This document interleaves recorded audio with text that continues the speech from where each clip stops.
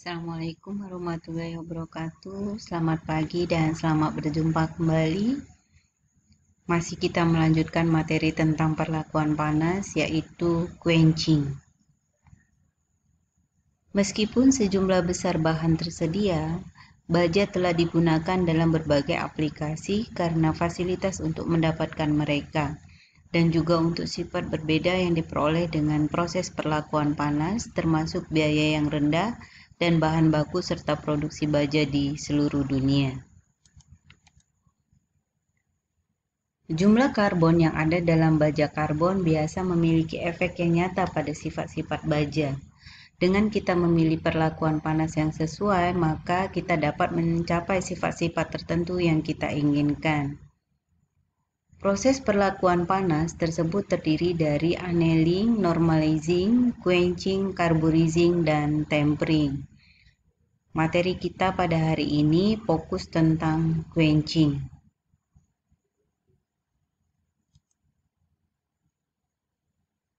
Quenching adalah suatu proses pemanasan logam sehingga mencapai batas austenit yang homogen. Austenit yang homogen tersebut dapat kita peroleh jika kita memanaskan baja pada temperatur yang cukup. Pada umumnya, temperatur yang biasa kita gunakan yaitu sekitar 815 derajat Celcius sampai dengan 870 derajat Celcius. Pada umumnya, proses quenching menggunakan media pendingin, baik itu media cair berupa oli, air, larutan polimer, dan larutan garam. Kemudian media gas seperti helium, argon, dan nitrogen. Proses quenching ini bertujuan untuk menghasilkan struktur mikro martensit pada baja, baik pada baja karbon, baja paduan rendah, dan baja perkakas. Untuk baja stainless dan baja paduan tinggi, proses quenching ini bertujuan untuk meminimalisasi keberadaan batas butir karbida atau untuk meningkatkan distribusi ferrit pada baja.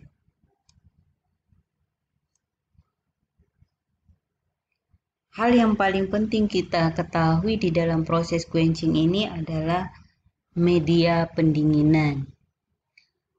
Ada beberapa media yang dapat kita gunakan di dalam proses pendinginan baja setelah perlakuan panas, yaitu air garam, oli, air biasa, dan lain-lain. Di sini kita akan membahas satu persatu tentang media pendinginan yang biasa digunakan dalam proses quenching. Yang pertama adalah air garam. Air garam memiliki viskositas yang lebih rendah sehingga laju pendinginannya cepat dan massa jenisnya jauh lebih besar jika dibandingkan dengan media pendingin lainnya seperti air, solar, oli, udara. Nah, dengan demikian maka laju pendinginannya pun juga semakin cepat. Penggunaan air garam sebagai media pendingin di dalam proses quenching ini telah disampaikan oleh Kirono 2012, di mana mereka telah menemukan bahwa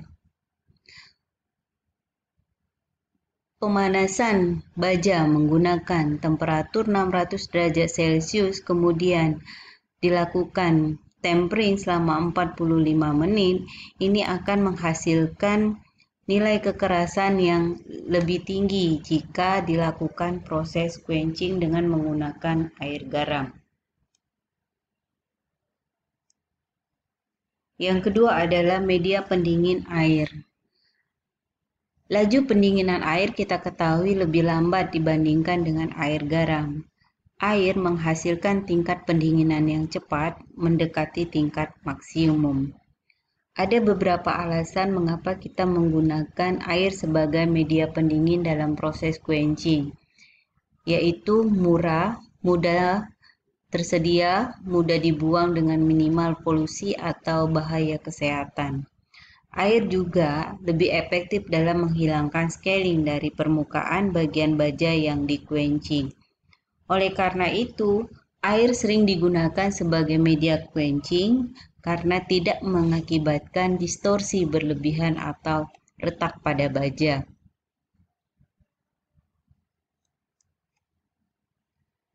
Di samping alasan-alasan tersebut yang merupakan keunggulan dari air sebagai media quenching, air juga memiliki kelemahan apabila kita menggunakannya sebagai media pendingin pada baja. Ada dua kelemahan air ketika kita gunakan sebagai media pendingin. Yang pertama adalah tingkat pendinginan yang cepat pada suhu yang lebih rendah, maka mengakibatkan distorsi dan retak lebih mungkin terjadi. Dengan demikian, pendinginan air biasanya terbatas pada pendinginan sederhana saja. Yang kedua adalah penggunaan air biasa di dalam proses pendinginan dapat menimbulkan lapisan atau selimut uap sehingga dapat menyebabkan jebakan uap yang dapat menghasilkan kekerasan yang tidak rata dan distribusi tegangan yang tidak menguntungkan, menyebabkan distorsi atau bintik lebut maupun karat.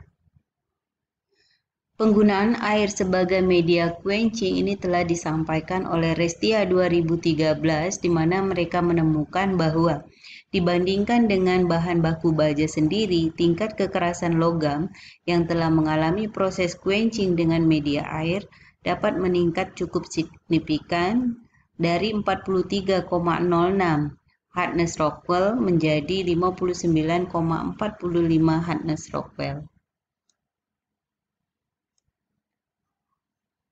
Yang ketiga adalah media pendingin menggunakan oli. Oli memiliki nilai viskositas atau kekentalan yang tertinggi dibandingkan dengan media pendingin lainnya dan massa jenis yang rendah, sehingga penggunaan oli sebagai media pendingin termasuk laju pendinginannya adalah lambat. Di dalam riset yang telah dilakukan oleh Sumiyanto 2012, bahwa baja karbon sedang tipe SNCM 447 setelah proses quenching ini dapat mengalami peningkatan yang signifikan dalam hal kekerasannya dari yang sebelumnya 216 Vickers hardness menjadi 504 Vickers hardness. Mereka menyimpulkan bahwa ada pengaruh media oli dalam meningkatkan kekerasan baja SNCM 447. Sari et al. 2018 juga telah menyelidiki struktur mikro pada baja ST37. Di sini adalah hasil uji metalografi baja ST37. Yang gambar kiri adalah raw material dari baja, sedangkan yang gambar kanan ini adalah baja ST37 yang dipanaskan pada suhu 900 derajat Celcius dan selama 30 menit, kemudian di-quenching menggunakan air. Dari kedua gambar ini menunjukkan perbedaan yang sangat besar di mana pada bahan baku dari baja ini terlihat ferrit dominan dibandingkan dengan perlitnya. Ferrit ini adalah berwarna putih, sedangkan perlit itu adalah berwarna hitam. Di sini terlihat bahwa baja ST37 ini memiliki sifat yang lunak dan ulet karena fase yang terbentuk hampir kesemuanya itu adalah ferrit.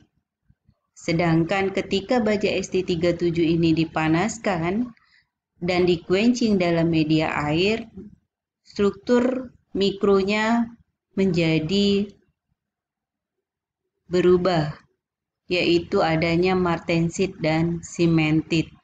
Di sini sangat terlihat dominan adalah cementit, warnanya putih-putih, sedangkan ada juga martensit, warnanya hampir mirip dengan cementit, putih juga, di mana martensit ini adalah fase metastabil yang terjadi karena laju pendinginan cepat, sedangkan keberadaan cementit ini adalah perubahan antara austenit menjadi cementit, di mana sifatnya adalah kuat, keras, dan getas, sehingga hal inilah yang menunjukkan bahwa baja setelah diproses quenching ini akan meningkat kekerasannya ataupun kekuatannya, tetapi dia juga bersifat getas.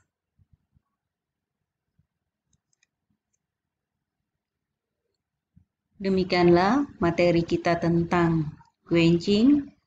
Selamat menonton, semoga bermanfaat. Wassalamualaikum warahmatullahi wabarakatuh.